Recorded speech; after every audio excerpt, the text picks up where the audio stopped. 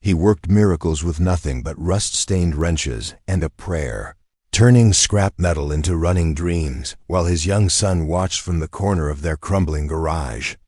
Ethan White had lost everything, his wife, his savings, his hope, but he refused to let his boy see him quit. Then one scorching afternoon, a sleek black sedan rolled into his dusty lot, steam rising from under the hood like a distress signal. The woman who stepped out looked like she'd never touched anything dirtier than silk, but her eyes held secrets that would shatter everything he thought he knew about second chances. What happened next didn't just fix her car. It rebuilt his entire world.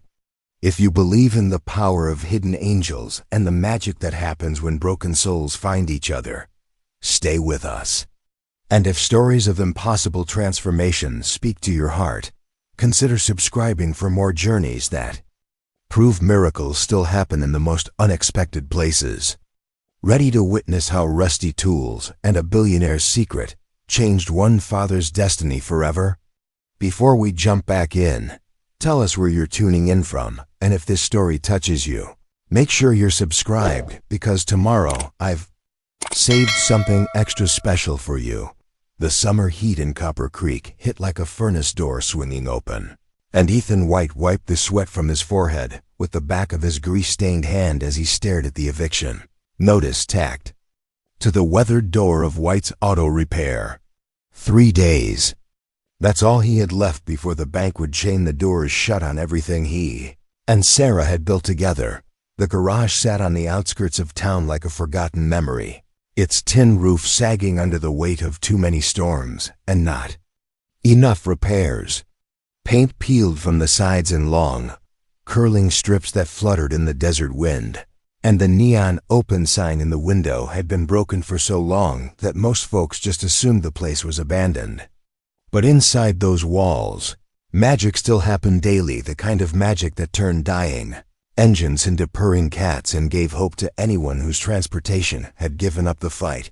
Ethan crumpled the notice and shoved it deep into his pocket, where it joined the disconnect warnings from the electric company and the final notice from his son's school about unpaid lunch fees.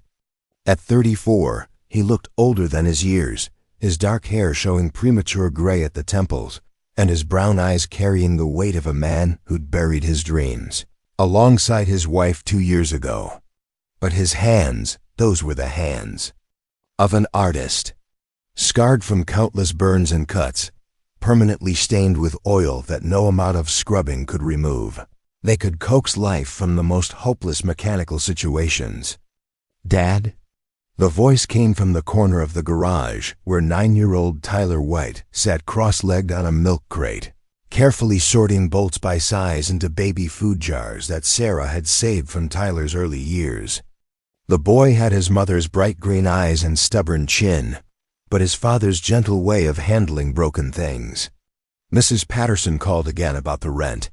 Ethan's chest tightened. Tyler wasn't supposed to worry about these things, wasn't supposed to know that they were living paycheck to paycheck in the tiny apartment above the garage, eating peanut butter sandwiches for dinner more often than not. But 9-year-olds notice everything, especially when their world is held together with duct tape and prayer. "I'll handle Mrs. Patterson, buddy," Ethan said, forcing his voice to stay steady. "You just focus on getting those bolts organized. Think you can make them shine like your mom used to?" Tyler's face lit up at the mention of Sarah. She'd been the heart of this place, the one who could sweet-talk angry customers and make the books balance even when the math seemed impossible. More than that, she'd been the dreamer who convinced Ethan that their little garage could be something special, a place where people didn't just get their cars fixed, but where they felt heard and valued and cared for. The morning dragged on, with its usual rhythm of small defeats and smaller victories. Ethan managed to get Mrs. Chun's ancient Honda to pass inspection by fashioning a makeshift exhaust pipe from spare parts he'd been saving for emergencies. He charged her half what any other shop would have asked, partly because he knew she was struggling too, and partly because he couldn't bring himself to profit from someone else's desperation. By noon, the temperature outside had climbed past 90, and the garage felt like the inside of an oven. The ancient box fan in the corner wheezed and rattled, moving the hot air around without really cooling anything. Ethan had stripped down to a tank top that had seen better days, and even Tyler had abandoned his usual long sleeves for a t-shirt, featuring a cartoon dinosaur that had been his favorite since kindergarten. "Dad, I'm hungry," Tyler announced, setting down the wrench he'd been using to help tighten a loose battery cable. Ethan glanced at the clock to 12:15. Lunch had become an increasingly creative exercise in making something from nothing. Yesterday, it had been crackers with the last of the peanut butter. Today, he wasn't sure what they'd find in the mini-fridge upstairs. "Tell you what," Ethan said, wiping his hands on a rag that was more grease than cloth. "Why don't you run upstairs and see what we've got? Maybe we can make one of our famous whatever's in the cabinet sandwiches." Tyler grinned, that same lopsided smile that Sarah used to have when she was trying to make the best of a bad situation. "With extra creativity sauce." "With extra creativity sauce," Ethan confirmed, using the phrase Sarah had coined for making their meager supplies stretch into something resembling a meal dot as Tyler bounded up the narrow stairs that led to their apartment. Ethan allowed himself a moment of quiet desperation. The garage was his life's work, but more than that, it was Tyler's stability. This building held every memory of Sarah, every dream they'd shared, every promise Ethan had made to provide for their family. Losing it wouldn't just mean financial. Ruin it would mean admitting that he'd failed at the one thing that mattered most. He walked over to the workbench where his tools lay spread out like old friends. Most of them had belonged to his father, inherited when the old man passed 5 years ago. They weren't pretty. Rust had claimed most of the chrome, and the handles were wrapped in electrical tape to keep them from falling apart. But they worked. In Ethan's hands, they could work miracles. The centerpiece of his collection was a socket wrench set that had to be 40 years old. The case held together with more tape than original material. Sarah used to joke that those tools had more miles on them than most cars, but she'd also seen what Ethan could do with them. He'd once rebuilt an entire transmission using nothing but those ancient tools and sheer stubbornness, saving a single mother $3,000 and earning the loyalty of half the town in the process. Now, staring at the eviction notice burning a hole in his pocket, Ethan wondered if stubbornness would be enough this time. 3 days to come up with 2 months' rent plus late fees money he simply didn't have and couldn't imagine finding.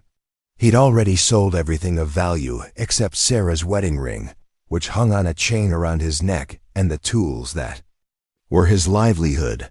The sound of Tyler's footsteps on the stairs interrupted his spiraling thoughts. "Good news and bad news, Dad," Tyler announced, holding up a can of soup in one hand and a package of stale crackers in the other. "Good news is we've got lunch. Bad news is this might be the last can." Ethan forced a smile. "Then we'd better make it count. What do you say we eat like kings today?" They shared the soup heated on the hot plate in the garage office, sitting on overturned crates and pretending the crackers were fancy bread from a restaurant they'd never been able to afford. Tyler chattered about a book he was reading, something about a boy who could fix anything with magic tools, and Ethan listened with the part of his attention that wasn't calculating how many hours he'd need to work at what rates to save their home. After lunch, Tyler returned to his bolt sorting project with the focused intensity that reminded Ethan so much of Sarah. She'd had that same ability to find purpose in the smallest tasks, to make something ordinary feel important through sheer force of care and attention. The afternoon brought a steady trickle of customers, nothing major, mostly oil changes and minor repairs that barely covered the cost of parts. Each transaction was a small reminder of how much the community relied on his garage, even if they couldn't always pay what the work was really worth. These were his neighbors, people who'd known him and Sarah for years, people who trusted him. To be fair, even when being fair meant he barely broke even. As the sun began its descent toward the horizon, painting the sky in shades of orange and pink, that would have made Sarah reach for her camera. Ethan found himself standing in the doorway of the garage, watching Tyler play with a remote control car they'd fixed together last Christmas. The toy had been headed for the junkyard when its owner brought it in as a joke, but Tyler had seen potential where others saw trash. In 3 days, this would all be gone. The garage, the apartment, the routines that gave their lives structure and meaning. They'd have to start over somewhere else, in a place that didn't echo with Sarah's laughter or hold the weight of their shared dreams. Ethan closed his eyes and made a promise to himself, the same promise he'd made at Sarah's graveside. Whatever happened, he wouldn't let Tyler see him break.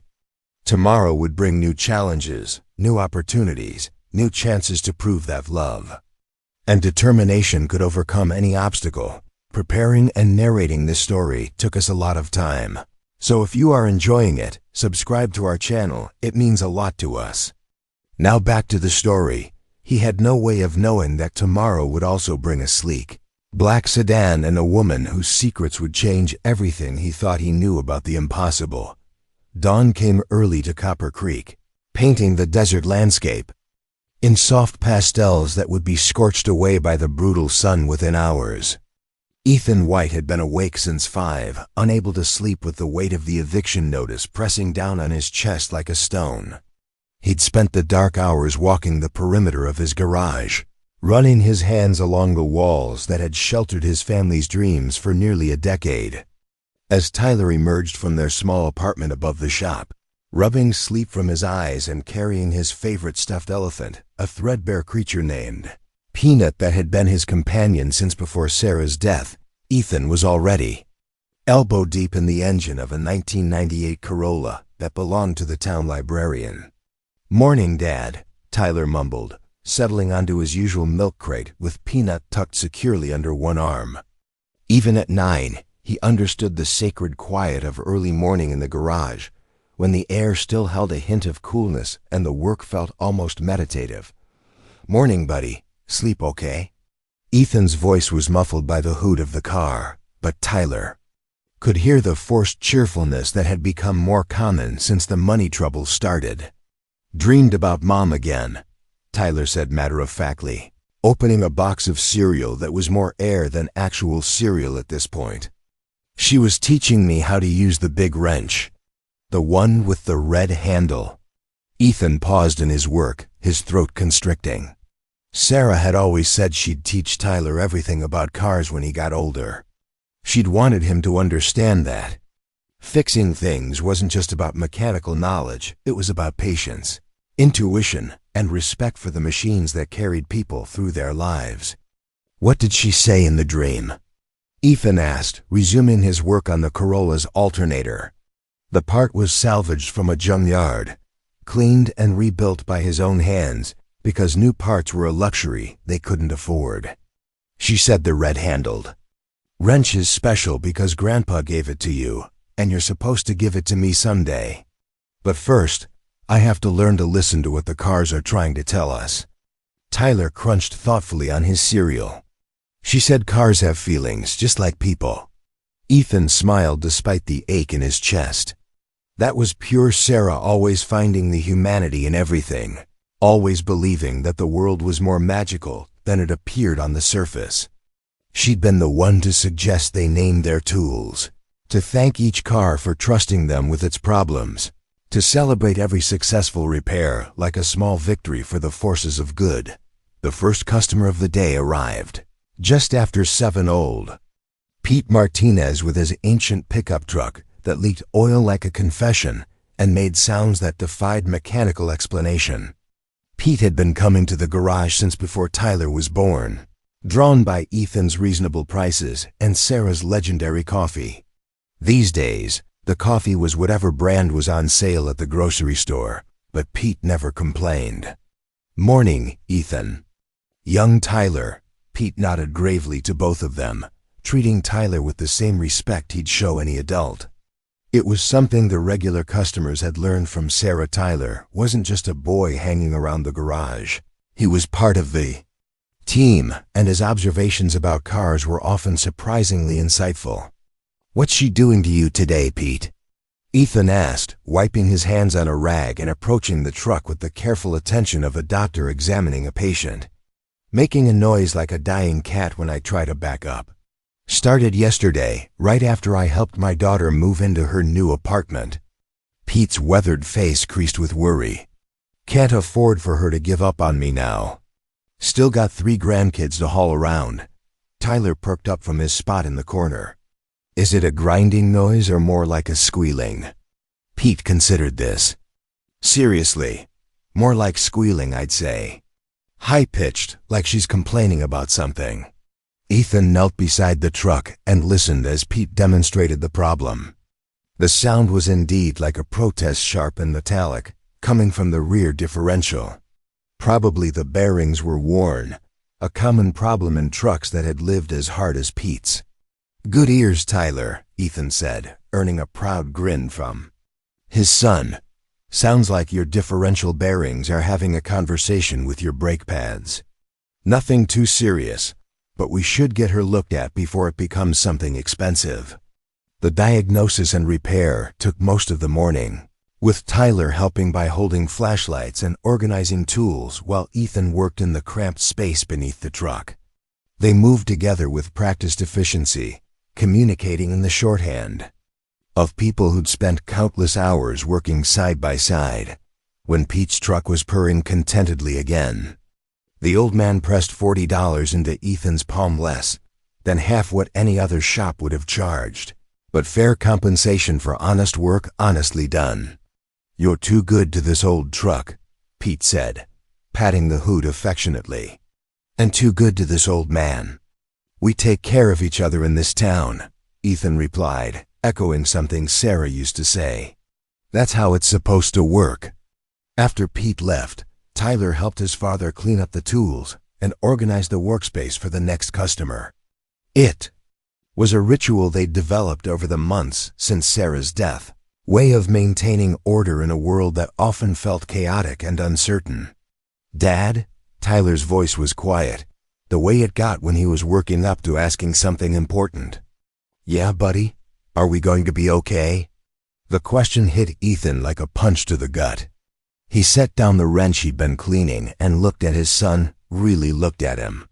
Tyler had Sarah's green eyes and stubborn chin, but he also had the careful, watchful expression of someone who'd learned too young that the world wasn't always safe or predictable. "We're going to be fine," Ethan said, and he meant it, even though he wasn't sure how. "We've got each other, we've got our skills, and we've got more people in this town who care about us than you might think, even if we have to move." So Tyler knew. Of course he knew the boy was too smart and too observant to miss the signs. The hushed phone calls, the worried looks, the way Ethan had been working longer hours for less money. "Even if we have to move," Ethan confirmed. "Home isn't just a place, Tyler. It's the people who matter to you and the things you do together. As long as we're a team, we'll be okay." Tyler nodded solemnly, accepting this truth the way 9-year-olds accept most truths completely and without reservation. "Can we still fix cars wherever we go?" "Absolutely. These hands," Ethan held up his grease-stained palms, "they'll work anywhere. And these tools," he gestured toward the collection of ancient wrenches and sockets, "they've got plenty of good years left in them." The afternoon brought a steady stream of customers, each with their own automotive problems and their own stories. There was Mrs. Rodriguez with her minivan that wouldn't start, worried about missing her night shift at the hospital. There was Danny Thompson, home from college for the summer, whose Jeep had developed a concerning rattle. There was even a family of tourists whose SUV had overheated on the highway, grateful to find an honest mechanic who could get them back on the road without emptying their vacation fund. Each repair was a small drama, a problem to be solved with patience and skill. Tyler watched it all from his corner perch, absorbing lessons about more than just automotive repair. He was learning about service, about treating people with dignity, about finding solutions when resources were limited. As the sun began to set, Father and son shared a dinner of grilled cheese sandwiches made from day-old bread and processed cheese, sitting on their front steps and watching the last light fade from the mountains that ringed their valley. The evening air carried the scent of sage and motor oil, a combination that had become as familiar as home. "Tyler," Ethan said, setting down his sandwich and pulling the eviction notice from his pocket. "I want to show you something." He unfolded the paper carefully, smoothing out the wrinkles from where he'd crumpled it in frustration. Tyler read it slowly, his young face serious with concentration. "What does this mean?" Tyler asked, though Ethan suspected he already knew. "It means we have to find a way to pay the rent we owe, or we'll have to leave the garage." Ethan's voice was steady, matter-of-fact. "I wanted you to hear it from me, not find out some other way." Tyler was quiet for a long moment, processing this information.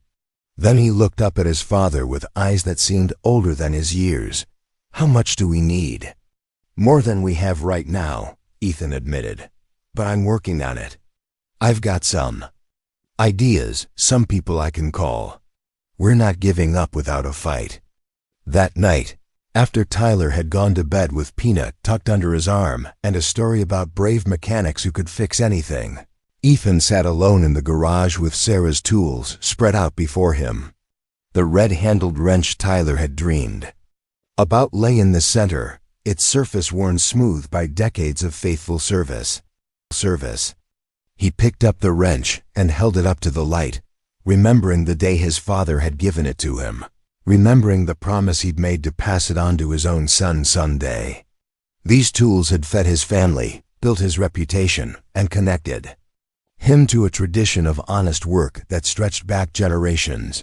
Tomorrow would bring new challenges, new customers, new opportunities to prove that skill and integrity were worth something in a world that often seemed to value neither. Ethan made a silent promise to the memory of his wife and the future of his son. No matter what happened, he would keep fixing things, keep helping people, keep believing that broken things could be made whole again. He had no way of knowing that tomorrow would test that belief in ways he couldn't imagine, or that the woman who would soon change his life was at that very moment driving through the night toward Copper Creek, her luxury sedan carrying secrets that would transform everything he thought he knew about second chances and the power of unexpected angels. The morning of the third day dawned with the kind of heat that seemed to press down from the sky like a weight, turning the air shimmery and making even the hardiest desert plants look wilted by 9 a.m. Ethan White had been up since before sunrise, checking and rechecking his tools, organizing his workspace, and trying to project the kind of calm confidence that might attract the miracle he desperately needed. Tyler sat in his usual corner, but today he'd abandoned his bolt-sorting project in favor of a sketch pad that had belonged to his mother. Sarah had loved to draw, filling notebook after notebook with detailed illustrations of flowers, buildings, and especially the cars that came through their garage. Tyler had inherited her artistic eye, and his current drawing showed their garage as he imagined it might look if they had unlimited resources, fresh paint, new equipment, and a sign that didn't lean quite so dramatically to the left. "Think we'll get some good customers today?" Tyler asked, not looking up from his sketch but clearly seeking reassurance. "I think we'll get exactly the customers we're supposed to get," Ethan replied, echoing something Sarah used to say. She'd believed that everything happened for a reason, that the right people showed up at the right times if you were paying attention and staying open to possibilities. The first customer of the day was Jimmy Chun, a regular whose battered Honda had been limping along on prayers and creative problem-solving for the better part of 2 years. Jimmy worked double shifts at the meatpacking plant outside town and couldn't afford a newer car, but he could afford Ethan's reasonable rates and trusted the quality of work that came from White's auto repair. "She's making that grinding noise again," Jimmy said apologetically, as if the car's problems were somehow his fault. "I know you just fixed the brakes last month, but ... No worries, Jimmy. Let's take a listen." Ethan approached the Honda with the careful attention of a doctor. examining a longtime patient. He'd worked on this car so many times that he knew its quirks and personality better than some people knew their own families. The diagnosis was straightforward worn brake pads that had been stretching their useful life well beyond reasonable limits. It was a $30 part and an hour of labor, but for Jimmy, $30 might as well have been $300. "How bad is it?" Jimmy asked, and Ethan could hear the anxiety in his voice. Like so many of Ethan's customers, Jimmy was living paycheck to paycheck, one unexpected expense away from serious trouble. "Bad enough that you shouldn't drive it much until we get it fixed," Ethan said honestly.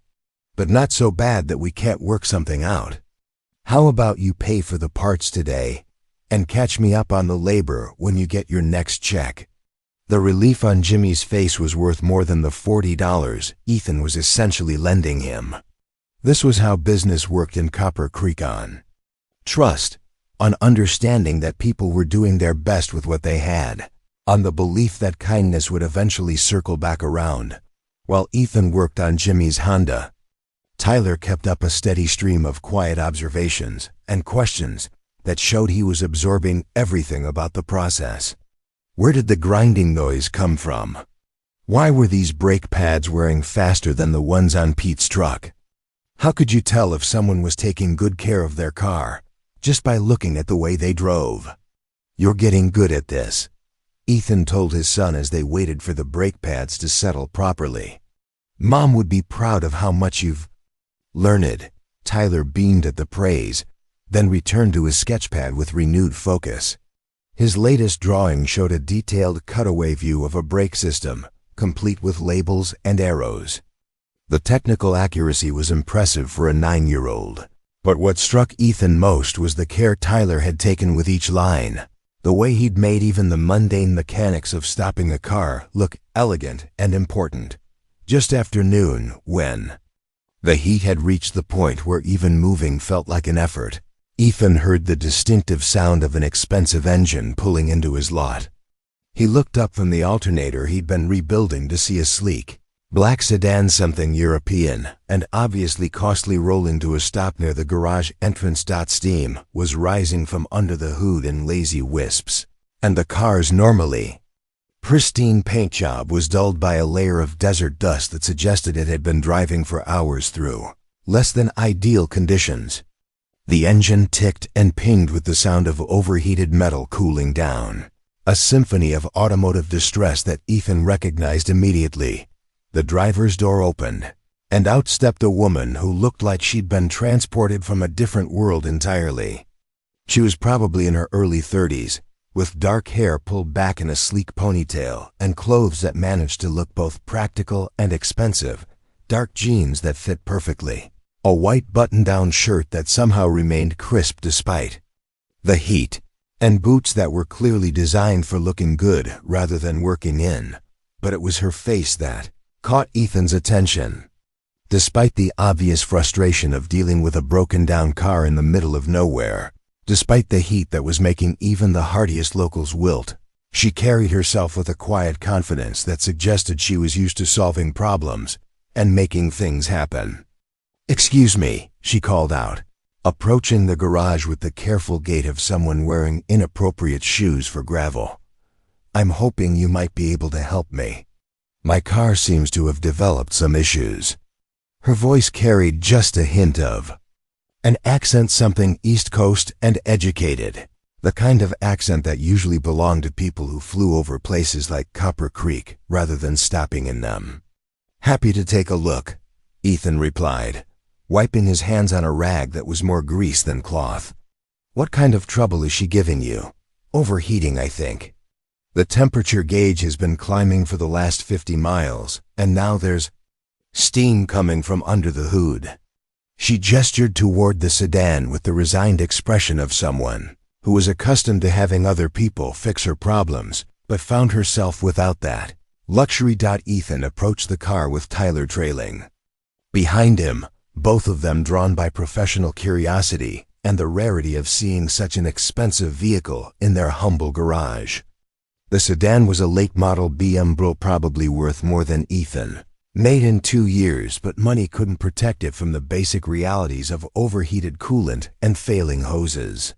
"Let's see what we're dealing with," Ethan said, popping the hood and immediately stepping back as a cloud of steam escaped. The engine bay was pristine, except for the obvious signs of cooling system failure. A burst radiator hose had been spraying coolant across the engine block, and the reservoir was bone dry.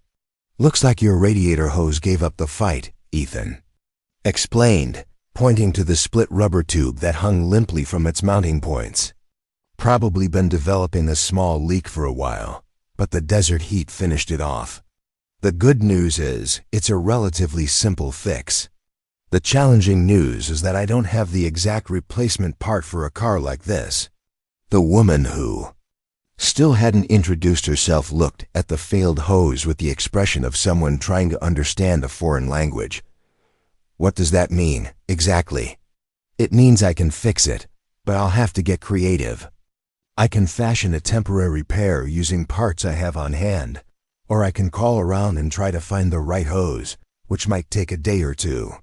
Ethan studied her face, trying to gauge whether she was the type of person who could handle uncertainty, or needed everything resolved immediately. "How temporary is temporary?" she asked, and he could hear the calculation in her voice. Someone used to weighing options and making quick decisions based on incomplete information. "Should get you wherever you're going, as long as you keep an eye on the temperature gauge. And don't push too hard. Where are you headed?" For the first time since she'd arrived, the woman hesitated. "I'm not entirely sure yet. I was supposed to be in Phoenix this morning, but I took a detour and ended up here instead."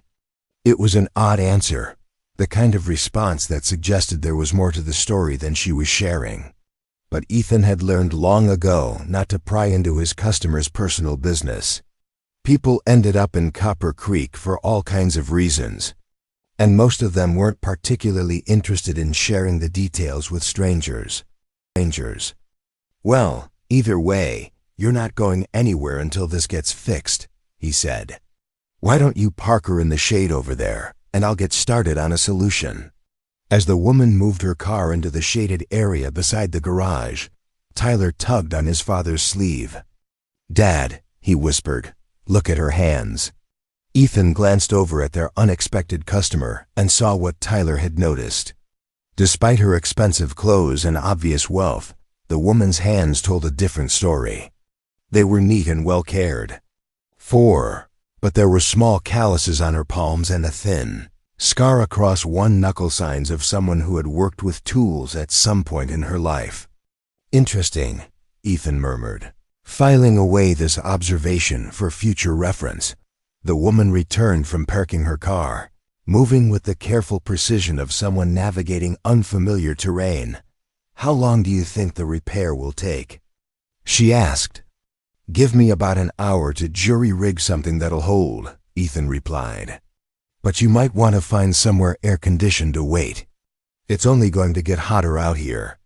Is there a restaurant or cafe nearby where I could get lunch while I wait?" Ethan almost laughed but caught himself. Copper Creek's idea of dining options was considerably more limited than what someone driving a BMW might be accustomed to. "There's Marlene's Diner about 2 blocks down Main Street," he said. "Good food, reasonable prices, and she keeps the air conditioning cranked high enough to store meat. Tell her Ethan sent you, and she'll take good care of you." The woman nodded, then paused as if considering something. "I don't think I introduced myself. I'm Savannah. Ethan White. This is my son Tyler, and this is White's Auto Repair. We'll get you back on the road." "Thank you, Ethan. I appreciate you helping out a stranded stranger." As Savannah walked away toward town, her expensive boots clicking against the cracked asphalt of the parking lot, Tyler looked up at his father with the expression of someone who had just witnessed something significant. "She's different," Tyler said simply. "Different how? I don't know yet. But she's not what she looks like." Ethan watched Savannah disappear around the corner, noting the confident way she carried herself despite being obviously out of her element. Tyler was right there, Was something about their unexpected customer that didn't quite add up. But then again, everyone had their secrets, and Ethan White had enough problems of his own without trying to solve mysteries that weren't his business. What he didn't know was that Savannah Moore, as she'd identified herself to the hostess at Marlene's Diner, was at that moment sitting in a cracked vinyl booth, staring at her phone and trying to decide whether to answer the 17 missed calls from her assistant back in Seattle. She was the CEO of Horizon Renewable Energy, one of the fastest-growing clean technology companies in the country, and she was supposed to be in Phoenix closing a deal that would transform solar energy infrastructure across the Southwest. Instead, she was in a town that barely existed on most maps, drinking surprisingly good coffee and thinking about the way Ethan White had approached her broken car with the same careful attention she'd once seen her grandfather give to the vintage Mustang he'd restored in his garage behind the house, where she'd spent her summers as a little girl. But Ethan didn't know any of that yet. All he knew was that he had a job to do, a radiator hose to replace, and a miracle to accomplish with nothing but rusty tools and the kind of stubborn determination that had been keeping him and Tyler afloat for the past 2 years. He had no idea that the woman currently sitting in Marlene's Diner was about to become the answer to prayers he hadn't even dared to pray. Ethan stood in the sweltering heat of his garage, studying the burst radiator hose in his hands like a surgeon examining a particularly challenging case. The BMW's engine bay was immaculate despite the cooling system failure. Someone had been taking excellent care of this car, which made the sudden hose failure all the more puzzling. Quality vehicles like this didn't usually develop problems overnight unless they'd been pushed beyond their normal limits. Tyler appeared at his elbow, carrying a mason jar filled with ice water that had already begun to sweat in the oppressive heat. "Thought you might be thirsty," he said, offering the jar with the serious expression he wore whenever he was trying to be helpful. "Thanks, buddy. Perfect timing." Ethan took a long drink, grateful for both the cold water and Tyler's thoughtfulness. The boy had inherited Sarah's ability to anticipate needs, to offer comfort in small but meaningful ways. "Dad, why do you think she was driving through Copper Creek?" Tyler asked, settling onto his milk crate and pulling out his sketch pad. "I mean, we're not really on the way to anywhere important." It was a good question. The main highway bypassed their town entirely, and the back roads that led through Copper Creek were the kind of routes people only took if they were either lost or deliberately avoiding the faster options. Savannah had mentioned being supposed to be in Phoenix that morning, but Phoenix was 3 hours away, and this route would have added at least an hour to the trip, even if her car hadn't broken down. Maybe she just wanted to see some country that wasn't all interstate and chain restaurants, Ethan suggested, though he wasn't entirely convinced by his own explanation. Some people like taking the scenic route. Tyler nodded thoughtfully then, began sketching what looked like a detailed diagram of the BMW's cooling system. Even at 9, he had an intuitive understanding of how mechanical systems fit together, and his drawings often revealed insights that surprised the adults around him. Ethan turned his attention back to the broken hose, measuring its length and diameter against the assortment of replacement parts he kept in stock. Nothing was an exact match, but he'd spent years learning how to make mismatched parts work together. It was a skill born of necessity when you couldn't afford the perfect solution. You learned to create good enough solutions that would last. Until something better came along. The work required careful attention to detail and a kind of mechanical empathy that couldn't be taught from books. Ethan had to understand not just what the original part was supposed to do, but how his improvised replacement would interact with the rest of the system under different conditions.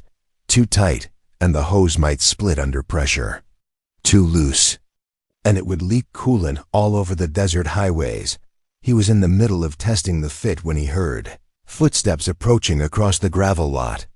Savannah had returned from lunch, moving with the slightly easier gait of someone who had spent an hour in air conditioning and was feeling marginally more human as a result. "How's the patient?"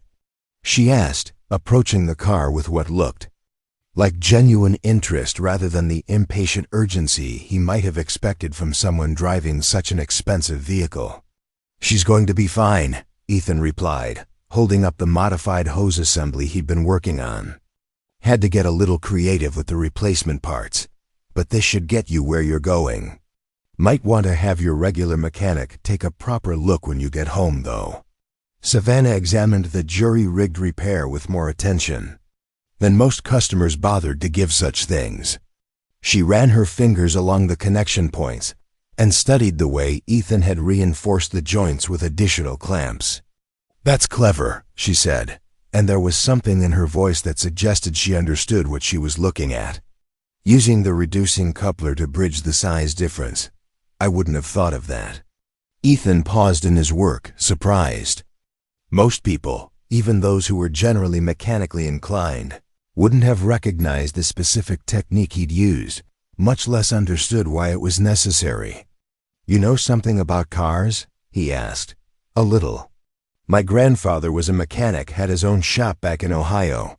I spent summers with him when I was Tyler's age, learning to change oil and adjust carburetors." Savannah's expression softened. "With the memory. He always said that fixing cars was like solving puzzles, except the pieces could bite you if you weren't careful." Tyler looked up from his sketchpad with sudden interest. "Did he teach you about listening to what the cars are telling you?" "He did, actually. Said every engine had its own voice, and if you paid attention, it would tell you exactly what was wrong." Savannah knelt down to Tyler's level, genuinely engaging with him rather than offering the kind of patronizing attention adults sometimes gave to youngsters. "He sounds like a smart man. What kind of cars does your dad work on?" "Everything," Tyler said proudly. "Old trucks, fancy cars, motorcycles, even a tractor once. Dad says every machine has a story, and our job is to help it tell the ending it wants to tell." Ethan felt a familiar warmth at hearing Tyler repeat one of Sarah's favorite philosophies. She'd been the one to frame their work in such poetic terms. To find meaning and dignity in the daily routine of keeping other people's vehicles running. "That's a beautiful way to think about it," Savannah said, and Ethan could tell she meant it. "Your grandfather would have liked that idea." As Ethan worked on installing the modified hose, Savannah continued talking with Tyler about cars and machines and the satisfying challenge of fixing broken things. She didn't check her phone, didn't seem impatient with the pace of the repair, didn't act like she had somewhere more important to be. Instead, she appeared genuinely interested in the process, asking intelligent questions about the techniques Ethan was using and the reasoning behind his choices. "Why did you choose that particular clamp size?" she asked as Ethan tightened the final connection.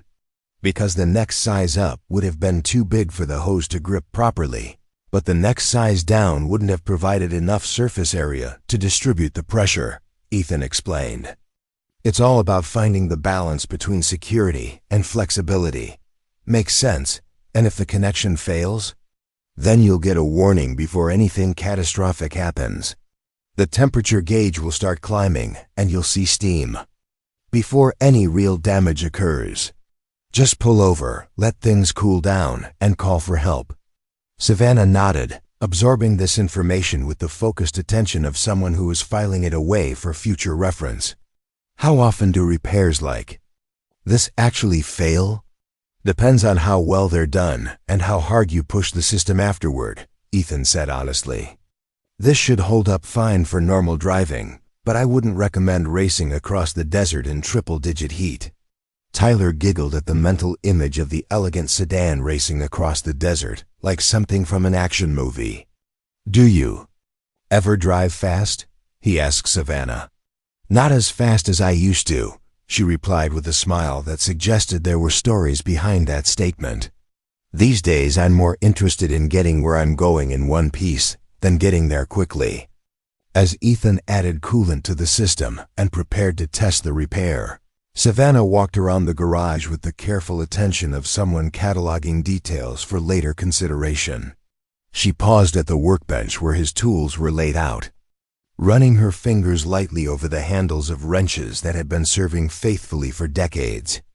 "These are beautiful," she said, picking up the red-handled wrench that had figured so prominently in Tyler's recent dreams. "How old are they?" "Most of them belong to my father," Ethan said, wiping coolant from his hands. "That one's probably 40 years old, maybe more. Still works as well as the day it was made. Better than some of the modern tools, I bet. There's something to be said for things that were built to last." Savannah set the wrench down carefully, treating it with the respect due to a well-loved tool. "Your father must have been a good mechanic." "He was. Taught me everything I know about fixing things and treating people fairly."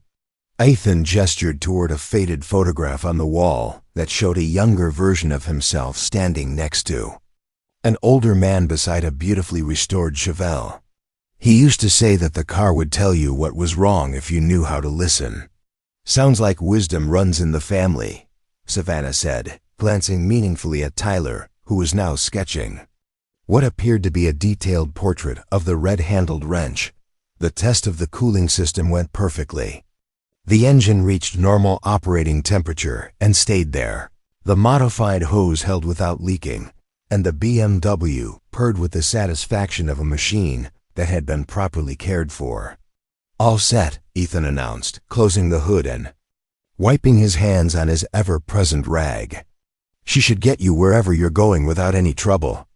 Savannah pulled out her wallet, a slim leather thing that probably cost more than some of Ethan's tools, and extracted several bills. "What do I owe you?" Ethan had been dreading this moment all afternoon. The repair had taken nearly 2 hours, used specialized parts, and required the kind of creative problem-solving that most shops would charge premium rates for. Under normal circumstances, he would have asked for at least $150. But these weren't normal circumstances. He needed every dollar he could get. But he also couldn't bring himself to take advantage of someone who was stranded and had no choice but to accept whatever price he quoted. $50 should cover it, he said, the words feeling inadequate even as he spoke them. Savannah stared at him for a long moment, and he could see her doing the same kind of mental calculation he'd just completed. She knew as well as he did that the repair was worth more than he was asking. "That seems low for the amount of work you put in," she said carefully. "It's fair compensation for the parts and time," Ethan replied, sticking to his decision even though the voice in his head was screaming about missed opportunities and bills that needed paying. Instead of arguing, Savannah handed him a $100 bill. "Then this is fair compensation for the quality of work and the fact that you saved my day." "I can't make change for this," Ethan said, holding up the bill. "I'm not asking you to." They stood there for a moment, the extra $50 hanging between them like a bridge that neither was quite sure how to cross. Finally, Tyler broke the silence. "Dad always charges fair prices," he said matter-of-factly. "Mom used to say, that's why people trust us." Savannah looked at Tyler, then at Ethan, and something shifted in her expression, a recognition of the principles that governed this place and the people who ran it. "Your mom sounds like she was a wise woman," Savannah said softly. "She was," Ethan replied. "She's the one who taught us that taking care of people's cars means taking care of people." As Savannah prepared to leave, she paused at the driver's door of her BMW and looked back at the garage, really looked at it, as if she were seeing it for the first time. Her gaze took in the faded paint, the collection of mismatched tools, the careful organization that spoke of people making do with what they had, and the obvious love that had gone into maintaining this small corner of automotive sanctuary. "Thank you," she said, and the words carried more weight than a simple acknowledgement of services rendered. "Both of you. This has been exactly what I needed today." She drove away slowly, her BMW purring contentedly as it carried her back toward the main road and whatever destination she'd been avoiding earlier. Ethan and Tyler stood in the entrance of their garage, watching until the sedan disappeared around the bend that led toward the highway. "I like her," Tyler announced, settling back onto his milk crate and returning to his sketch pad.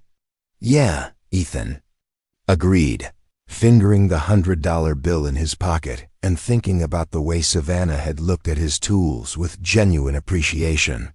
"I like her too." Neither of them mentioned the fact that they would probably never see her again, or that $50 extra, while helpful, wouldn't be nearly enough to solve their larger problems. But for the moment, it was enough to know that they had done good work for a good person, and that somewhere out there, a broken fin had been made whole again. What they couldn't know was that Savannah Moore was at that moment sitting in her car in the parking lot of Marlene's diner, staring at her phone and thinking about the contrast between the million-dollar deals she negotiated in boardrooms and the simple dignity of a man who could have charged her twice what he asked and chose not to.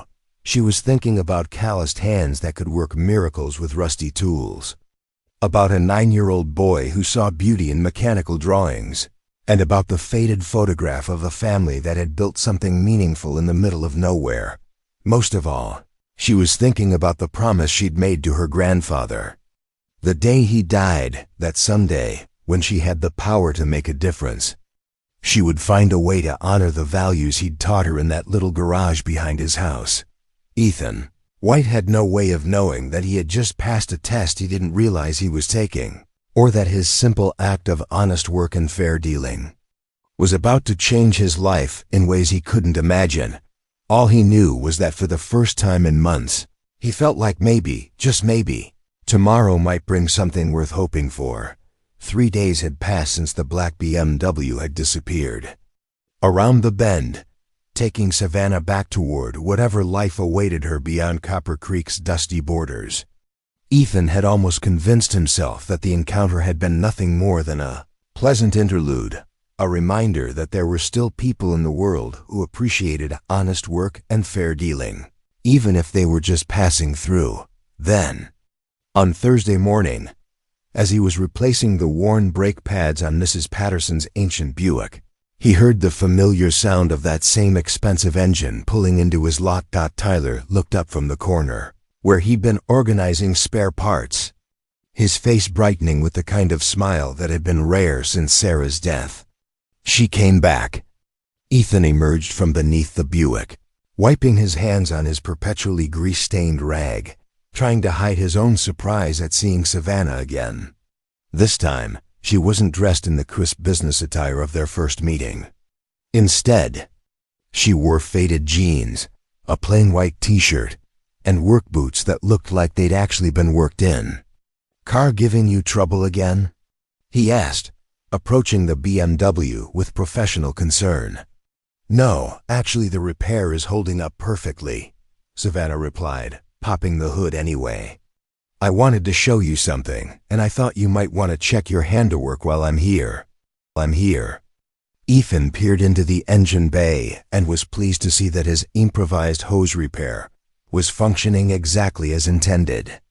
No leaks, no signs of stress, no indication that the cooling system was anything other than completely healthy. "Looks good," he said, closing the hood with satisfaction. "What did you want to show me?" Instead of answering immediately, Savannah walked to the passenger side of her car and retrieved a brown paper bag that had been sitting on the seat. "I brought lunch," she announced, "and some things I thought Tyler might like." The bag contained an assortment of sandwiches from what was obviously a much more upscale establishment than Marlene's diner, along with fresh fruit, homemade cookies, and several automotive magazines that looked like they'd been purchased specifically for a 9-year-old with a mechanical bent. "This is too much," Ethan protested, though Tyler was already reaching for one of the magazines with obvious enthusiasm. "It's exactly enough," Savannah replied firmly. "Besides, I have ulterior motives. I was hoping you might have time to look at something else for me." She led them to the trunk of the BMW, which she opened to reveal a piece of automotive history that made both Ethan and Tyler gasp audibly. Nestled in protective blankets was what appeared to be a complete carburetor assembly, but not just any carburetor. This was a pristine Holley 4-barrel, the kind of precision instrument that had powered muscle cars through their golden age. Found this in my grandfather's garage when I was cleaning out his house last month, Savannah explained, lifting the carburetor carefully from its resting place.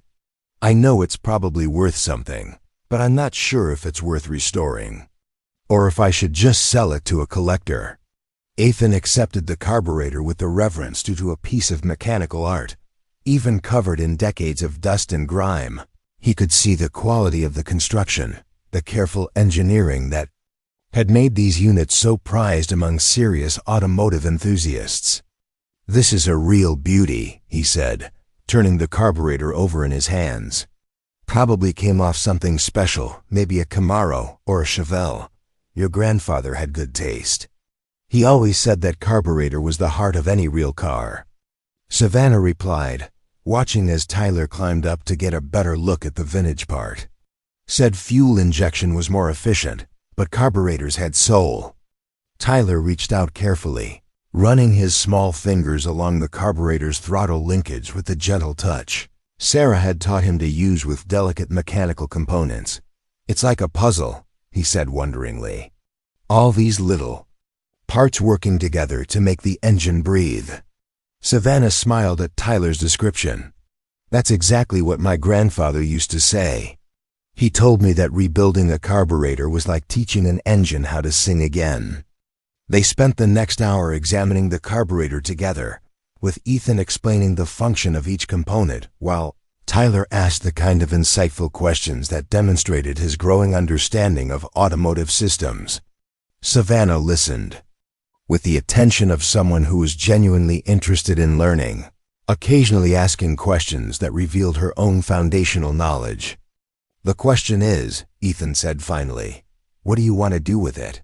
A collector might pay good money for this in its current condition, but if you're thinking about restoration, it would need a complete rebuild.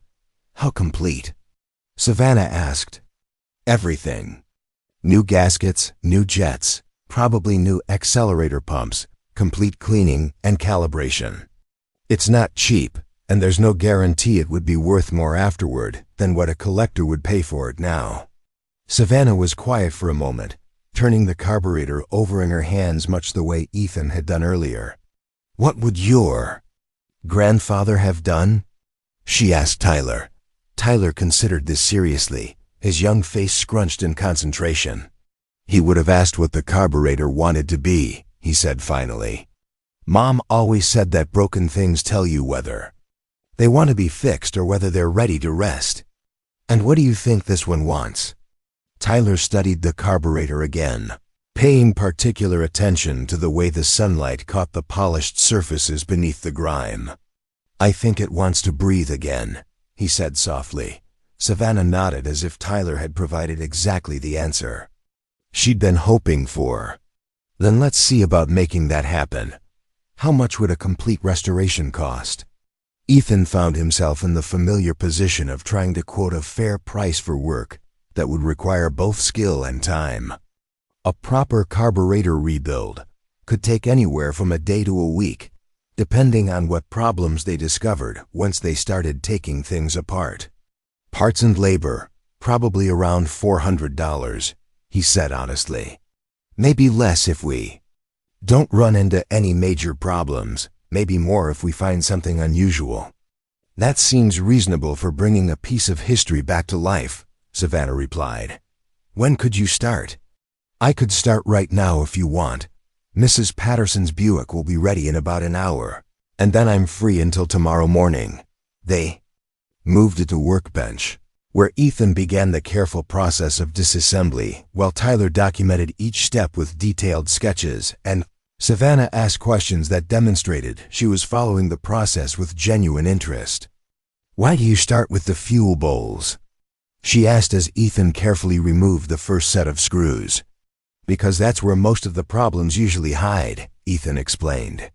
40 years of sitting means 40 years of fuel residue, oxidation, and corrosion. If we're lucky, it's just cosmetic. If we're not, we get to exercise our creative problem-solving skills. Tyler finished, repeating something he'd heard his father say countless times. As they worked, their conversation naturally drifted from mechanical details to more personal topics. Savannah talked about her grandfather, a man who had apparently instilled in her both a love of well-made things and a respect for the people who made them. She described summers spent learning to use tools properly, to take apart engines without losing track of where each piece belonged, to understand that good work required both patience and precision. "He sounds like he was a special man," Ethan said, cleaning years of grime from a particularly intricate jet assembly. "He was. He's the one who taught me that how you treat your tools says something about how you treat everything else in your life." Savannah gestured toward Ethan's carefully organized workbench. "He would have approved of this setup." Tyler looked up from his sketchpad. "Did he teach you about listening to engines?" "He did. Said every engine had its own personality, and if you paid attention, you could tell what it needed just by the way it sounded." Savannah paused in her examination of a carburetor gasket. "He also said that the best mechanics weren't the ones with the fanciest tools. They were the ones who could make any tool do exactly what they needed it to do." It was a philosophy that resonated deeply with Ethan's own approach to mechanical work. In his hands, the ancient wrenches and jury-rigged equipment became extensions of his will, capable of accomplishing repairs that would challenge shops with 10 times his resources. As the afternoon wore on, they settled into a comfortable rhythm of work and conversation. Tyler continued his detailed documentation of the restoration process, creating what was essentially a technical manual illustrated with the careful precision of someone who understood that small details mattered. Savannah proved to be surprisingly helpful, her hands showing the muscle memory of someone who had indeed spent time learning to work with tools. "You're pretty good at this," Ethan observed as Savannah successfully extracted a stubborn jet without damaging the surrounding components. "Muscle memory," she replied. "Some things you never really forget, even if you don't use them for years." By late afternoon, they had completely disassembled the carburetor, cataloged every component, and identified the parts that would need replacement. The damage was less extensive than Ethan had feared, mostly cosmetic issues and a few worn gaskets that were easily replaceable. "The good news is that your grandfather took excellent care of this," Ethan announced, laying out the cleaned components on a pristine shop towel. "Everything is in remarkably good condition for its age. The bad news is that we'll have to wait for a couple of specialized gaskets to arrive before we can put it back together." "How long?" Savannah asked. "Probably a week, maybe 2.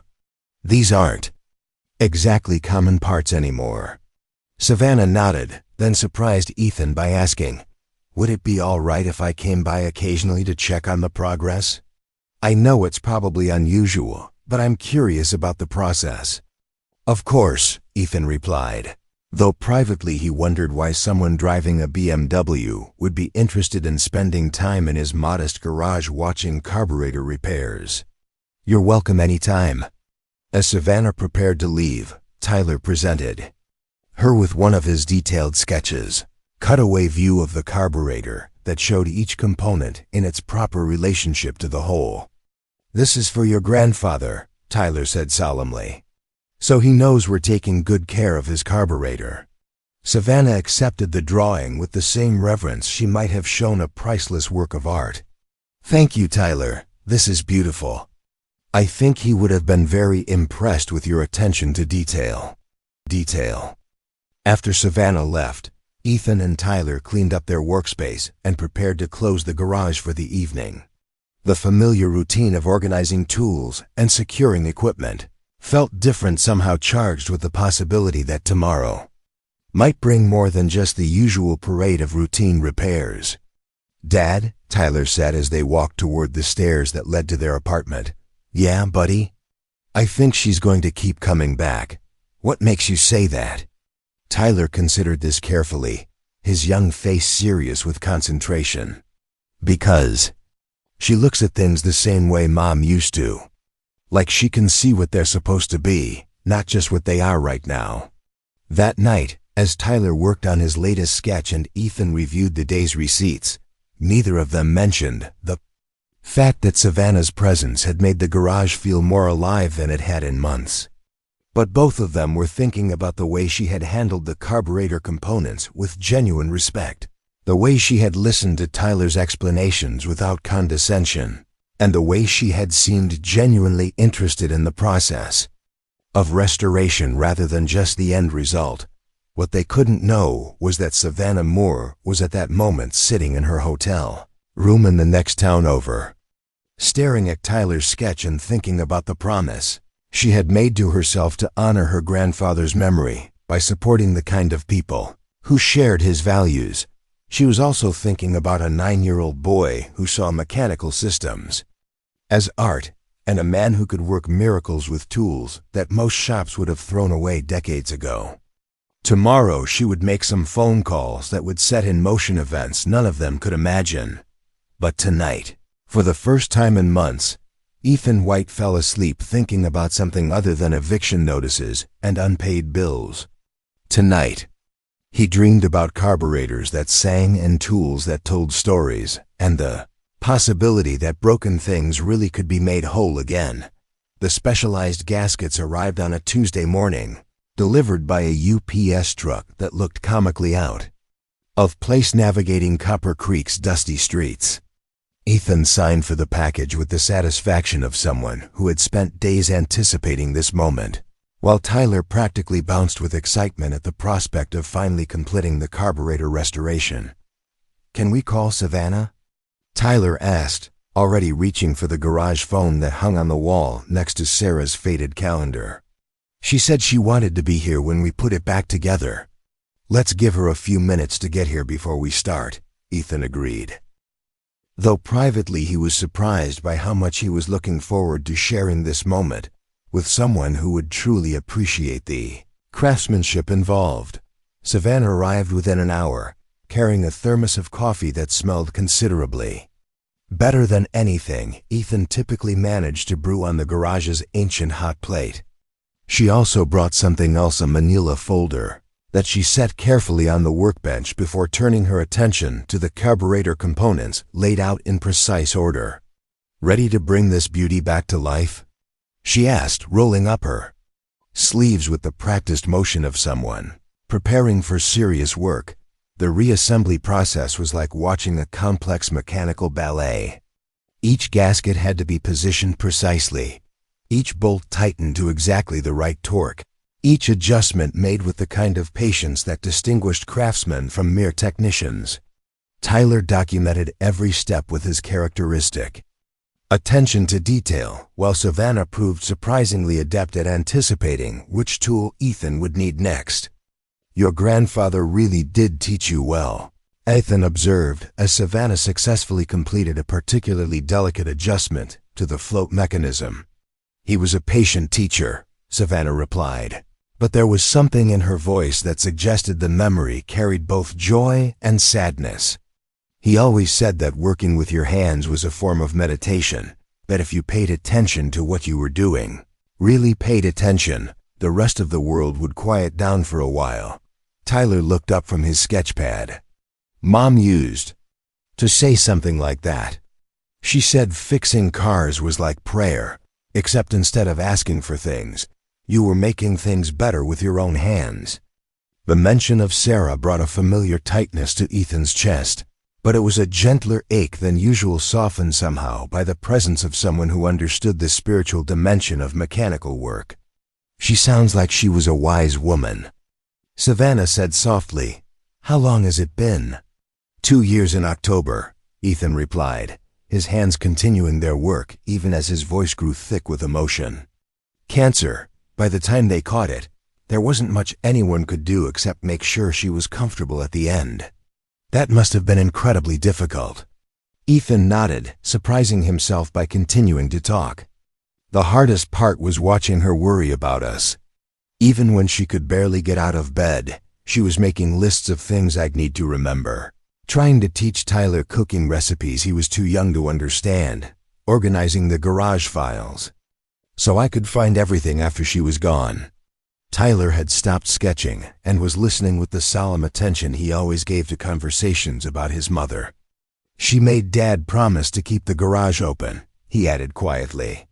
Said this place was important for people who didn't have anywhere else to go when their cars broke down. And you've kept that promise, Savannah observed, watching as Ethan made a final adjustment to the carburetor's throttle linkage. Tried to, but it's been harder than I expected. Sarah was the one who handled the business side of things, the customer relations, the part of the work that involved actually talking to people instead of just fixing their cars. Ethan set down his wrench and looked directly at Savannah for the first time since the conversation had turned personal. I'm good with machines. People are more complicated. Yet you seem to have figured out how to take care of both Tyler and your customers pretty well. Some days better than others, Ethan admitted. There are nights when I wonder if I'm doing right by either of them. Tyler deserves stability, a father who can provide for him without constantly worrying about money. And the customers deserve a shop that can afford to stock the right parts instead of always having to jury-rig solutions. Savannah was quiet for a long moment, her attention apparently focused on cleaning a small component that was already spotless. When she finally spoke, her voice was carefully controlled. My grandfather went through something similar after my grandmother died. He'd built his whole life around their partnership, and when she was gone, he felt like he was failing at everything. That had come naturally when they were a team. She paused, meeting Ethan's eyes. But what he eventually realized was that grief makes us question everything, even the things we're actually doing right. What happened to his shop? He kept it, going for another 15 years. Not because it was easy, but because it mattered. Because there were people in his community who depended on him, and because the work itself was a way of honoring what he and my grandmother had built together. Savannah's voice grew softer. He used to say that love doesn't end when people. It just changes shape. Tyler had returned to his sketching, but Ethan could tell he was absorbing every word of the conversation. The boy had an uncanny ability to understand adult emotions, even when the adults themselves were struggling to make sense of them. What about you? Ethan asked, surprising himself with his directness. You talk about your grandfather like he was the most important person in your life, but you must have other family, other responsibilities. For the first time since he'd met her, Savannah seemed genuinely uncomfortable. She set down the component she'd been cleaning and looked out toward the desert mountains that ringed Copper Creek. I do have other responsibilities, she said finally. More than I probably should, if I'm being honest. I've spent the last 10 years building something I thought would make my grandfather proud. But somewhere along the way, I lost track of why it mattered in the first place. What kind of work do you do? Another long pause. Business consulting. Helping companies figure out how to grow without losing sight of their values. It wasn't exactly a lie, but Ethan could sense there was more to the story than she was sharing. Must be challenging work. It can be, especially when you realize that some companies have forgotten what their values were supposed to be in the first place. Savannah turned back to the workbench, her expression troubled. Sometimes I wonder if I've forgotten too. The carburetor was nearly complete now, its polished surfaces gleaming in the afternoon sunlight that streamed through the garage's open doors. As Ethan made the final adjustments, Tyler moved closer to document the finished product with the same careful attention he'd given to every stage of the restoration process. There, Ethan announced, stepping back to admire their collective handiwork. She's ready to sing again. The restored carburetor was indeed a thing of beauty, every surface clean and properly adjusted, every component working in perfect harmony with every other component. It was the kind of mechanical poetry that justified the hours of careful work and patient attention to detail. It's perfect, Savannah breathed, and there were tears in her eyes as she studied the completed restoration. My grandfather would have been so proud to see this. Tyler looked up from his final sketch. Do you think he can see it? I think, Savannah said slowly, that the people we love never really leave us as long as we keep doing the things that would have made them smile. As they cleaned up their workspace and prepared to secure the restored carburetor for safekeeping, Ethan found himself thinking about the manila folder Savannah had brought with her, the one she'd set aside and apparently forgotten in the emotional intensity of the afternoon's work, but he didn't ask about it. Some secrets, he'd learned, revealed themselves when the time was right. And today had been about restoration and memory and the strange comfort of working alongside someone who understood that broken things could indeed be made beautiful again. The manila folder sat on Ethan's workbench for 3 days, its presence a constant reminder of secrets not yet shared. Savannah had left it behind in her hurry to catch a phone call that had pulled her away from the garage just as they were admiring the completed carburetor restoration. She'd promised to return for it, but Tuesday stretched into Wednesday, then Thursday. With no sign of her familiar BMW. Tyler kept glancing at the folder with the curiosity that defined his 9-year-old mind. But Ethan had taught him that other people's belongings were to be respected, not investigated. Still, the boy's questions were becoming more frequent and increasingly direct. What do you think is in there, Dad? Tyler asked Thursday evening as they closed up the garage. Probably business papers, Ethan replied, though he'd been wondering the same thing.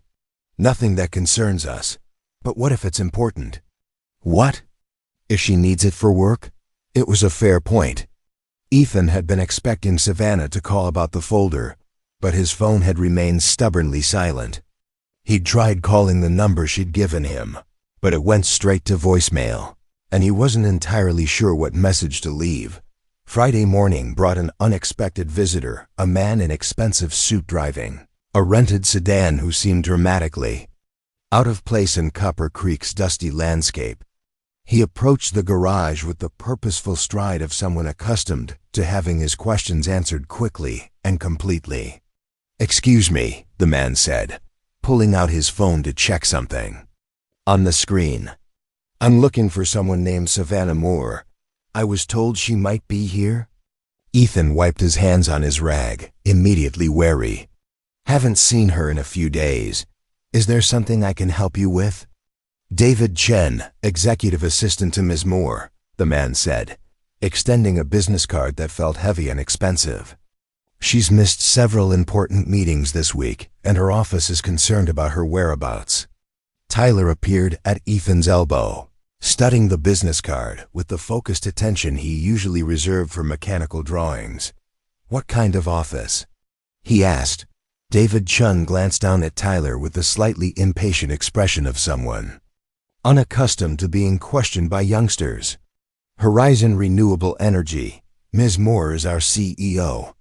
The words hit Ethan like cold water. CEO, Chief Executive Officer, of a company important enough to send executive assistants searching for missing bosses across half the state.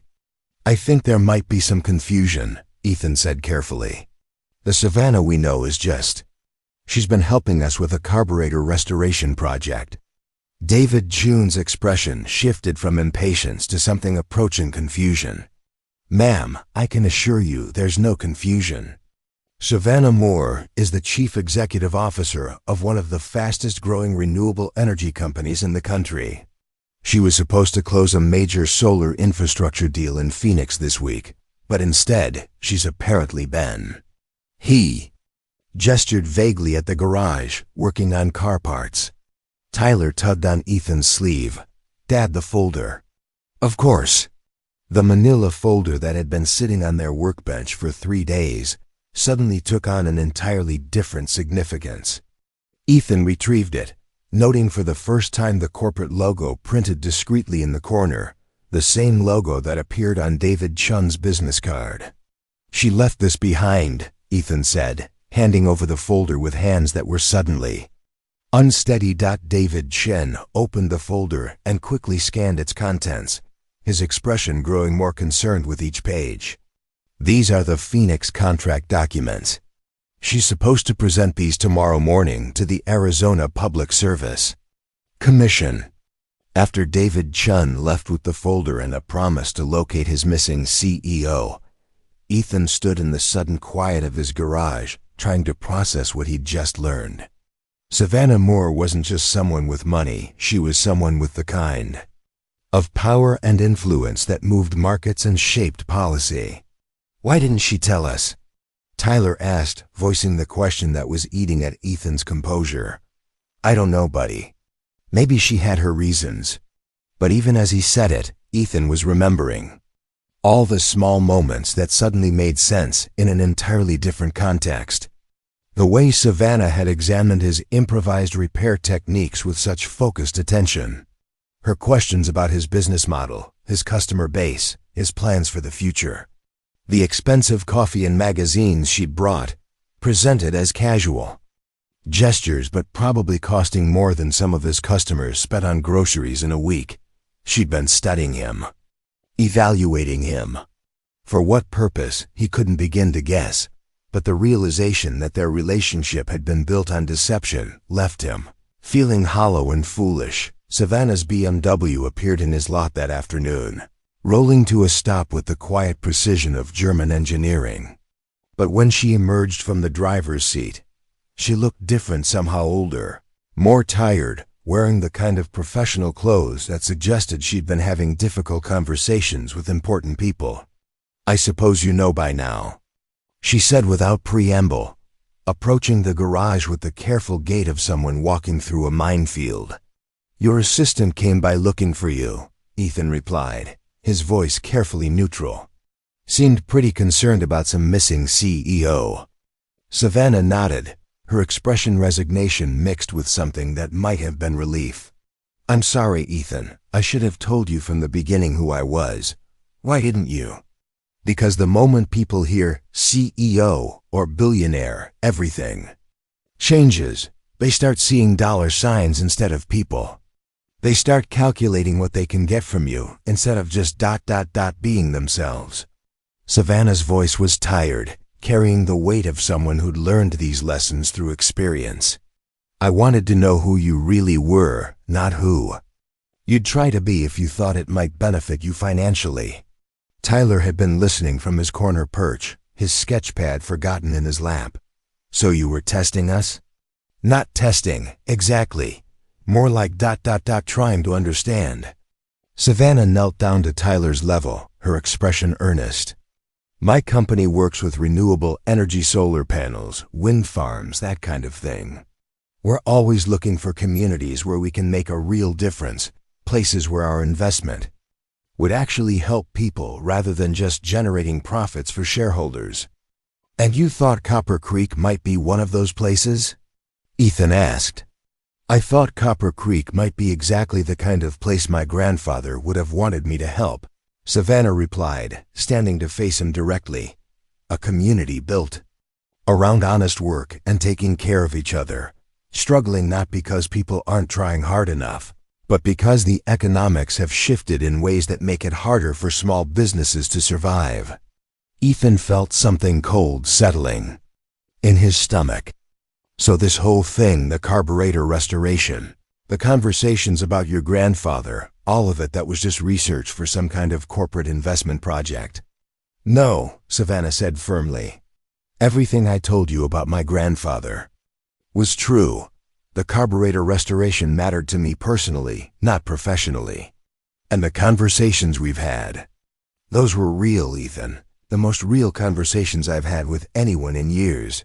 But you still lied to me. You let me think you were just someone passing through town, someone interested in cars and good workmanship.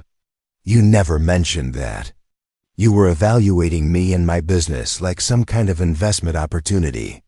Savannah was quiet for a long moment, and when she spoke, her voice was barely above a whisper. You're right. I should have been honest from the beginning. I should have told you who I was and why I was really here. Which was what exactly? To find a place where I could make a difference that would have made my grandfather proud. To find people who shared his values and deserved the kind of support that money can provide when it's used thoughtfully. Savannah met his eyes. 2. Find someone like you, Ethan. Someone who chooses integrity over profit, who treats people with dignity regardless of what they can afford to pay, who's raising a son to see beauty in honest work. Tyler looked up from his corner. Are you going to help us save the garage? The question hung in the air between them like a bridge that neither adult was quite ready to cross. Ethan wanted to say yes, wanted to accept whatever help Savannah might offer, wanted to believe that this could be the answer to all his problems. But he also felt the sting of deception, the knowledge that their entire relationship had been built on her decision to withhold crucial information about who she was and why she'd really come to Copper Creek. I don't know, Ethan said finally. I need some time to think about all this. Savannah nodded, her expression understanding but disappointed. I'll be at the hotel in town for the next few days. When you're ready to talk, really talk, with everything on the table, just call. After she left, Ethan and Tyler stood in the gathering dusk of their garage, surrounded by the tools and memories that defined their life together. The eviction notice was still crumpled in Ethan's pocket.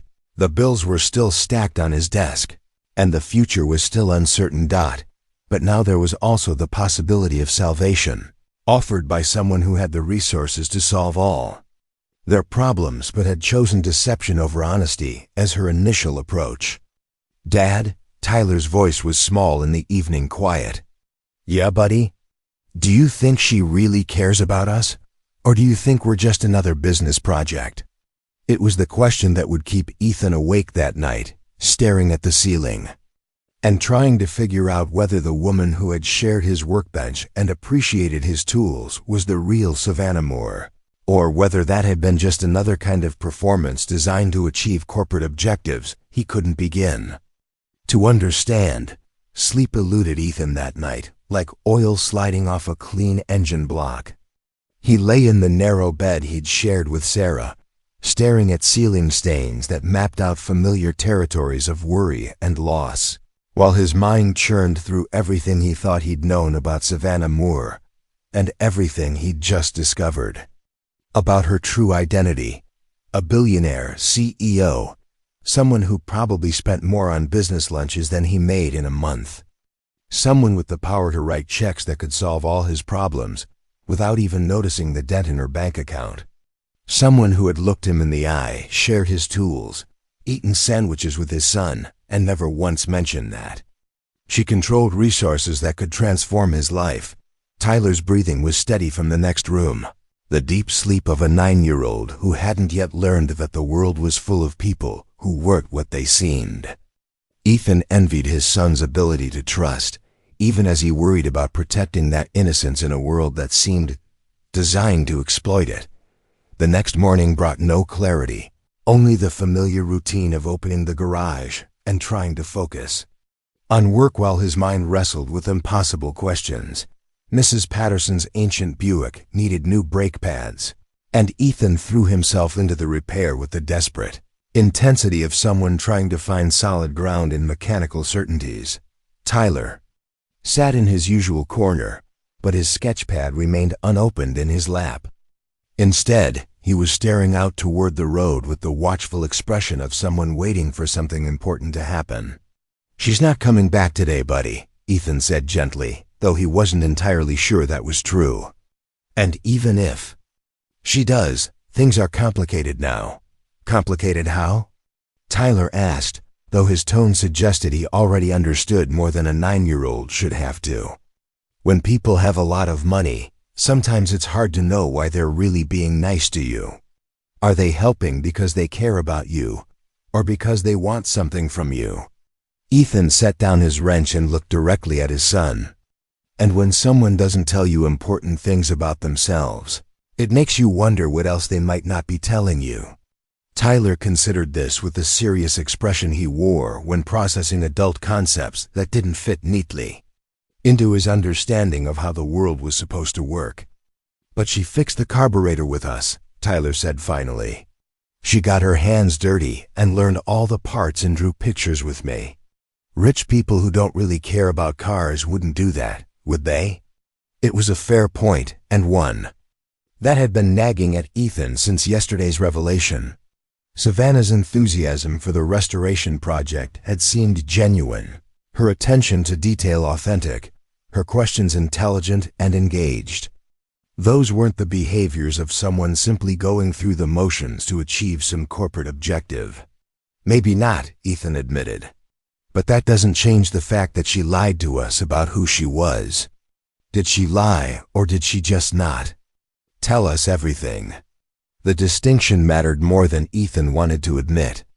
Thinking back through their conversations, he couldn't identify any specific moment when Savannah had said something false. She'd talked about business consulting, which was technically accurate even if it was incomplete. She'd mentioned having other responsibilities, which was certainly true for a CEO. She'd shared stories about her grandfather that had felt genuine and personal, but she'd also allowed them to form assumptions about her circumstances that were wildly inaccurate. She'd let them believe she was just another customer, just another person passing through their small town, when in reality she was someone with the power to reshape their entire future. The morning brought a steady stream of customers, each with their own automotive problems and their own stories. Old Pete needed his transmission fluid changed. The Rodriguez family's minivan was making strange noises that turned out to be a loose heat shield. A young mother whose Honda had been running rough discovered she'd been sold contaminated gas at a station 2 towns over. Each repair was a small victory, a problem solved through patience and skill, and the kind of creative problem-solving that had kept Ethan's business alive despite increasingly difficult circumstances. But today, even successful repairs felt hollow somehow, overshadowed by the knowledge that all his efforts might be meaningless in the face of economic realities he couldn't control. Just after lunch, Savannah's BMW appeared again, rolling into the lot with the quiet authority of expensive engineering. But this time, she wasn't alone. The passenger seat held a man in a business suit who stepped out of the car with the confident posture of someone accustomed to being important. "Ethan," Savannah approached the garage with obvious hesitation, "I'd like you to meet James Wilson, our Director of Community Development. I asked him to come because I thought you might have questions about how these kinds of partnerships typically work." James Wilson extended a hand and a business card simultaneously, his smile carrying the practiced warmth of someone who specialized in making deals happen. "Mr. White, it's a pleasure to meet you. Savannah has told me amazing things about your operation here." Ethan accepted the handshake warily, noting the man's soft hands and expensive watch. This was someone who lived in conference rooms and spreadsheets, someone who probably hadn't worked with actual tools since high school shop. "Class, what kind of partnership are we talking about?" Ethan asked, though part of him already knew he wasn't going to like the answer. James Wilson launched into what was clearly a practiced presentation about community investment initiatives, sustainable development projects, and the importance of preserving local businesses while upgrading their infrastructure to meet modern environmental standards. It was the kind of corporate speak that used a lot of impressive words to avoid saying anything concrete. "What Mr. Wilson is trying to explain," Savannah interrupted, clearly frustrated with the presentation, "is that my company would like to help you expand and modernize your garage while keeping everything that makes it special." "Expand how?" Tyler asked, looking up from his sketchpad with sharp interest.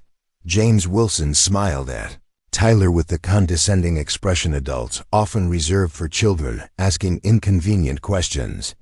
"Well, young man, we'd probably start with solar panels for the roof, energy-efficient lighting, maybe some upgraded diagnostic equipment. Then we could look at expanding the building itself, adding service bays, perhaps even a small retail component." "And in exchange?" Ethan asked, though he suspected he already knew. "In exchange, your garage becomes a showcase for sustainable business practices in rural communities, Wilson explained.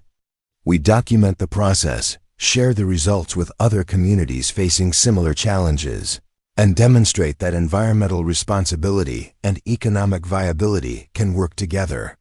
Tyler set down his pencil and looked directly at James Wilson. So you'd turn our garage into an advertisement for your company? The directness of the question clearly caught Wilson off guard. It's more of a partnership than an advertisement, he said carefully. Everyone benefits. Who decides what changes get made? Ethan asked. Well, we'd work together to develop a plan that meets everyone's needs, Wilson replied, but his tone suggested that working together would involve a lot more input from Horizon Renewable Energy than from White's Auto Repair. Ethan looked at Savannah, trying to read her expression. She seemed uncomfortable with Wilson's presentation, occasionally wincing at his word choices or shaking her head at his explanations. But she'd brought him here, which suggested she supported his approach even if she didn't entirely like his delivery. I need to think about this, Ethan said finally. Of course, Wilson replied, producing a thick folder from his briefcase. Here are some preliminary proposals and examples of similar projects we've completed. Take your time, look everything over, and we can schedule another meeting when you're ready to move forward.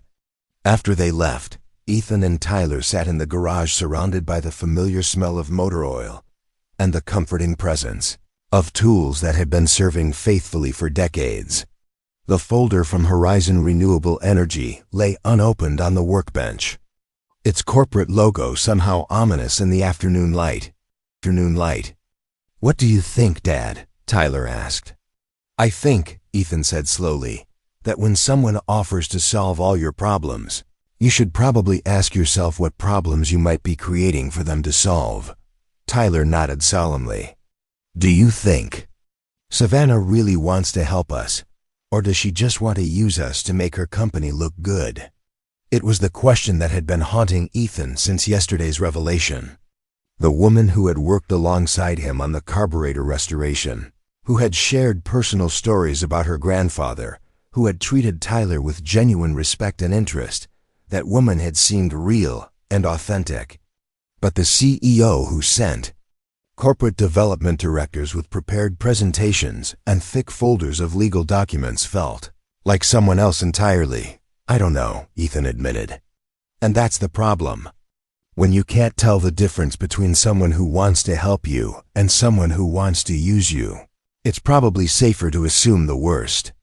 That evening, as they closed up the garage and climbed the stairs to their small apartment, Tyler paused at the window that looked out over their parking lot. Dad, he said quietly, what if we just said no? What if we told them we want to keep the garage exactly the way it is? Then we'd probably lose it anyway when the bank forecloses, Ethan replied, the words tasting bitter in his mouth. At least. This way, there's a chance we could keep working on cars, even if everything else changes.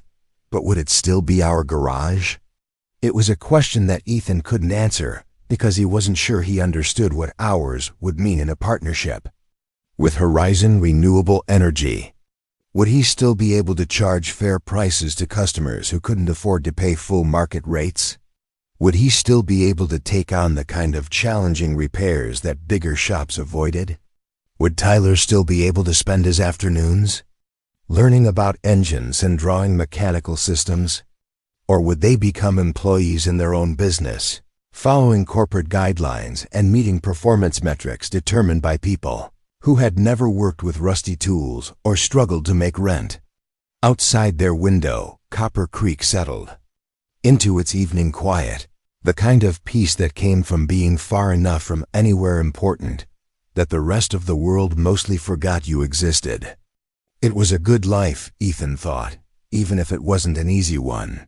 The question was whether accepting Savannah's help would preserve that life or transform it into something unrecognizable.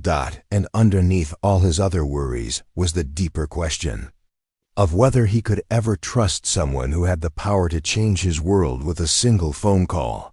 especially someone who had already proven that she was comfortable keeping secrets when it served her purposes. Tomorrow would bring more difficult decisions and impossible choices. But tonight, he just wanted to sit with his son and hold on to the life they'd built together. However precarious it might be, the answer came to Ethan at 3 in the morning. Not from corporate folders or sleepless worry, but from Tyler's quiet voice in the darkness. "Dad?" Tyler's whisper carried across their small apartment. "I can't sleep." Ethan found his son sitting at the kitchen table, surrounded by his sketches from the carburetor restoration. In the dim light, Tyler had been studying each drawing like they held secrets he was trying to decode. "What's on your mind, buddy?" "I keep thinking about what Savannah said, about her grandfather wanting her to help people who share his values." Tyler looked up with eyes that seemed older than 9 years should allow. What if she's telling the truth? What if she really does want to help us the right way? Ethan sat down beside his son, studying the detailed drawings that captured every stage of their work together. "What makes you think that?"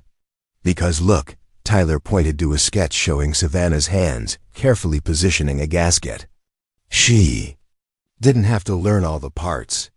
She didn't have to get her hands dirty or ask so many questions. If she was just pretending to care, she would have just watched and said nice things." The simple logic cut through all of Ethan's complicated fears. Tyler was right. Authentic interest couldn't be faked, not for hours of detailed mechanical work. "But what about her not telling us who she really was?" Ethan asked. Tyler shrugged with 9-year-old wisdom. "Maybe she was scared we'd act different. If we knew, rich people probably have lots of people pretending to like them just for their money." At dawn, Ethan called Savannah's number. When she answered, her voice was tired but hopeful. "I want to talk," he said simply. "But not with corporate development directors or presentation folders. Just you, me, and Tyler. And I want to set some ground rules about what help looks like. If we're going to do this." "Name them," Savannah replied without hesitation. "We stay small enough that I know every customer's name. We keep prices fair for people who can't afford them. And Tyler gets to be part of every decision that affects our garage." There was a long pause before Savannah spoke, and when she did, her voice carried the warmth he remembered from their carburetor restoration sessions. "Those sound exactly like the rules my grandfather would have made."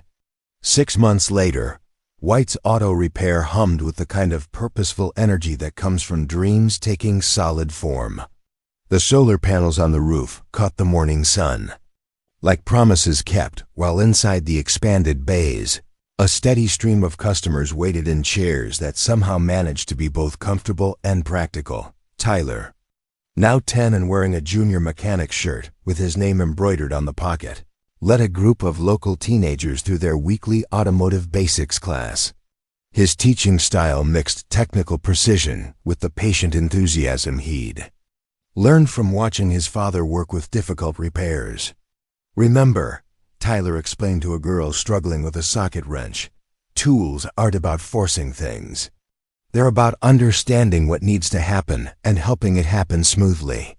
Ethan looked up from the hybrid engine he was diagnosing, skill he'd learned through the training program Savannah's company had funded, and smiled at the sound of his son passing on lessons that had traveled from grandfather to father to son and now to an entire community of young people. The garage had kept every promise they'd made to each other. Prices remained fair, customers were still neighbors first and revenue sources second.